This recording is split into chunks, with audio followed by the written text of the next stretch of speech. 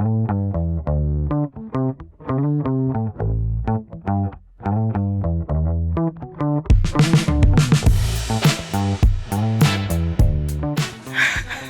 Sandra! Hey, Sandra! Faut pas trop je niaise parce que je sais jamais c'est quoi qu'il peut faire, Matt, avec c'est ça. Aujourd'hui, j'ai pris de l'assurance. On est rendu dans notre 3e capsule. Aujourd'hui, nous allons faire des crêpes. T'es sûr? Ben non, on va pas faire des crêpes avec un mélange. Parce que, tu sais, Chantal, pour vrai, c'est beaucoup plus économique de les faire à la maison. Puis pour vrai, tu vas voir que ça prend pas grand ingrédient. Surtout que quand tu les fais avec ça, là, faut quand même que tu rajoutes un œuf. Faut quand même que tu rajoutes du lait. Fait que, tu sais, c'est inévitablement plus cher d'utiliser ce mélange-là plutôt que de les faire maison. Puis ce qui est le fun avec les crêpes, c'est que c'est un aliment pour toutes les générations. Tu sais, on peut très bien en faire pour les bébés en ajoutant un peu de céréales pour bébé dedans. Génial. Fait que dans la majorité des recettes qui contiennent de la farine, fait qu'exemple, des crêpes, des pancakes, tantôt, je vais t'expliquer un peu la différence entre les crêpes et pancakes. Sinon, ça pourrait même être dans des biscuits, dans des gaufres.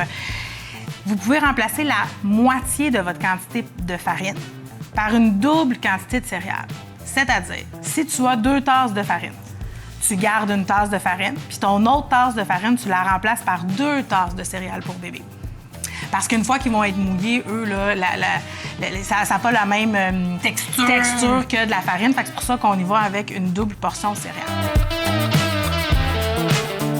Donc, on va commencer avec 2 tasses de farine. Donc là, on en avait déjà une ici. Puis la farine, est-ce que c'est quelque chose qui coûte très cher? Ça vaut la peine? Là, on a des petites quantités, mais...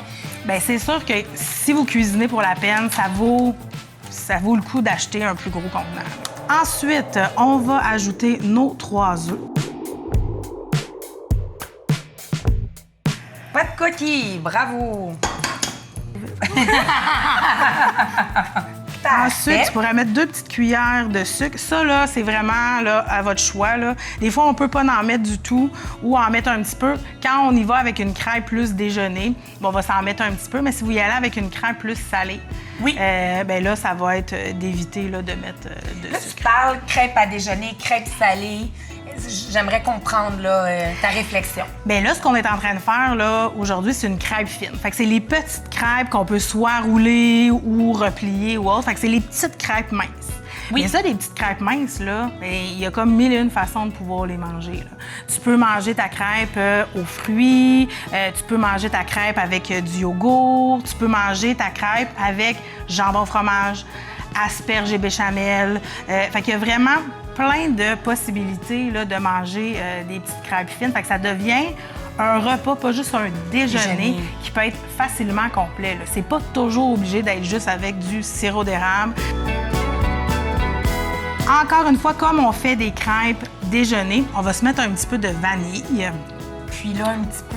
Bien, regarde, vas-y, là, fais-toi confiance, je vais te dire quand arrêter. Okay. C'est à peu près là, une cuillère à table maximum. Encore un petit peu. Super! Là, tu peux prendre ton fouet et commencer à mélanger un petit peu. C'est la première fois que j'utilise un fouet.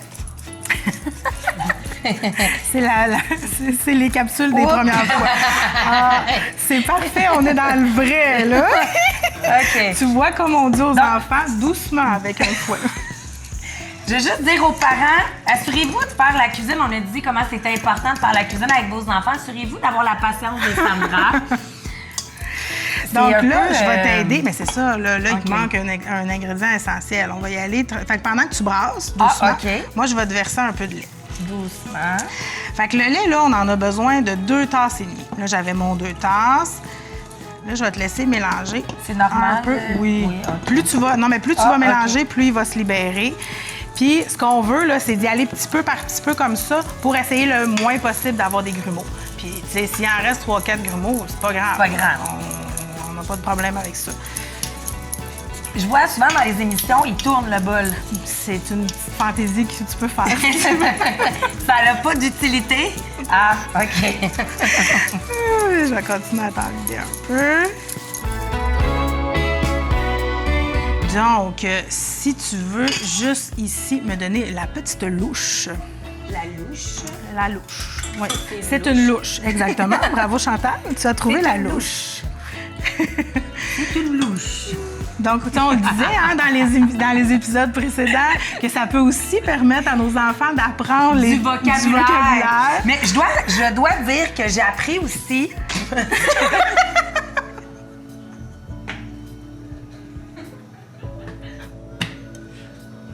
Tu peux prendre 2 minutes pour te laver. Non, mais ça l'aide. Parce que au début, j'avais de la difficulté avec mon autocontrôle. Ça peut même aider vos enfants à s'autocontrôler. Oui, non, c'est correct. Je m'assume en tant fait. que... Je me sens cuisinière en chef. Donc là, je suis en train de faire chauffer ma poêle. Puis il y a un petit truc à la maison, tu sais. Au lieu de prendre des petits morceaux de beurre et tout, puis d'en mettre, des fois, ça en fait trop. Donc, ce que moi, j'aime bien faire, c'est me faire fondre un petit peu de beurre, avoir un petit pinceau, puis venir badigeonner ma poêle vraiment partout. Fait que je vais avoir une quantité uniforme de beurre, sans exagérer. Fait que ma crêpe va généralement être plus dorée uniformément, puis ça va être...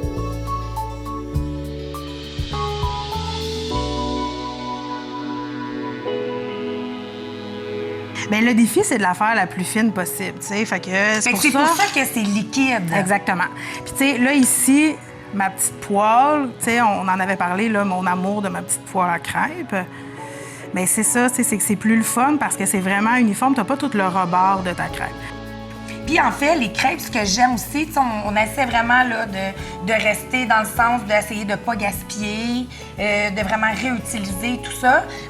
On peut mettre tout ski. On dit souvent, essayer de manger un tout ski. Des fois, fait qu'on pourrait mettre, peu importe, ce qui nous reste comme viande, légumes qui commencent à être défraîchis. Exactement. Est-ce que tu le mettrais pendant, comme là, elle est belle, elle est dorée, tu mettrais tes choses? Tout dépendant. Ou tu le ferais geler, puis c'est quelque chose que tu dis... Ça dépend. Il y a des fois où on pourrait le mettre à l'intérieur, la garniture, la plier et autres. Mais moi, généralement, là, ce que je vais faire, c'est mes crêpes sont prêtes. Hop, je mets ça dans mon assiette. J'en pars un autre, puis je me fais une belle étage de crêpes. Puis là, après ça, on va les garnir à notre goût. Après ça, je vais aller m'installer plus loin, puis je vais les garnir après, là, selon la recette qu'on avait choisi de faire là, pendant la journée. Est-ce que tu dirais que, exemple, on mettrait quelques pépites de chocolat, par exemple? Est-ce que c'est plus nutritif de prendre une crêpe qu'on a fait nous-mêmes avec quelques pépites de chocolat qu'on met dans la boîte à dîner de notre enfant comme dessert qu'un biscuit quelconque qui a été acheté dans oui, 100% convaincu. OK. Fait que plus nutritif, meilleur pour la santé. Oui. Puis beaucoup moins coûteux. Oui, puis votre enfant va vous avoir vu le préparer aussi. Va voir qu'on a pris du temps pour lui, qu'on a pris du temps à le faire, puis ça va être fait maison. Donc oui, ça, c'est certain. Puis théoriquement, on l'avait impliqué. Oui, exactement. de tout son parfait. Je suis comme un enfant, je suis comme, c'est moi qui les ai fait. Fait que là, tu vas avoir plus le goût d'y goûter. Je vais avoir encore plus le goût d'y goûter. Bon appétit!